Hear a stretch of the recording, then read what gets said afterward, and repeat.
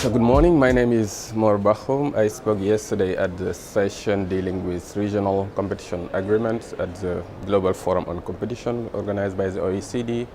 Regional competition agreements have a great potential, especially in the context in sub-Saharan Africa, because in sub-Saharan Africa there are a lot of free trade agreements that are signed, which aims to create free trade areas, and having a regional competition law is part of the legal tool that states use to police anti-competitive practices.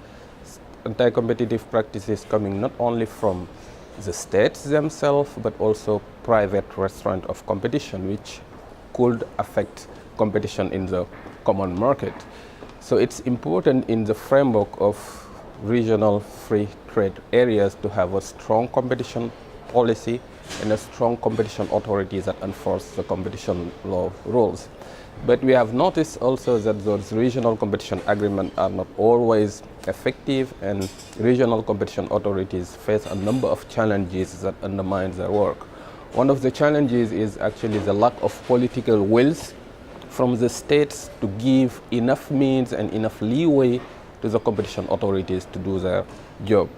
And a second challenge is actually a lack of resources, human and material resources at the regional level. Regional competition authorities do not always have the means actually to do their job. Another challenge which is of great importance also is the design of the institution, which do not necessarily give the leeway to the regional competition authorities to do their job. And the relationship between national enforcement and regional enforcement is also very important.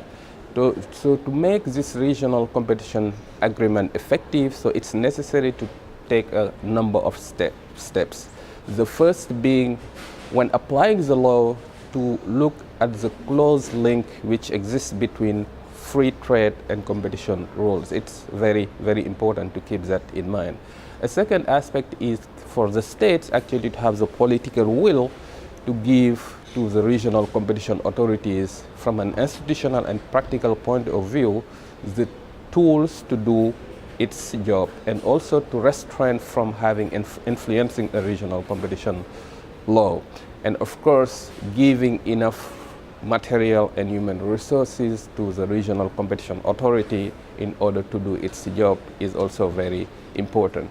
And a last point is also to try to think at rationalizing the process of creating regional trade agreement and regional competition agreements in the time where states in sub-Saharan Africa think about creating a continental free trade agreement, which could potentially have a continental-wide competition policy. So it's very, very important to rationalize the legislative process. Thank you very much.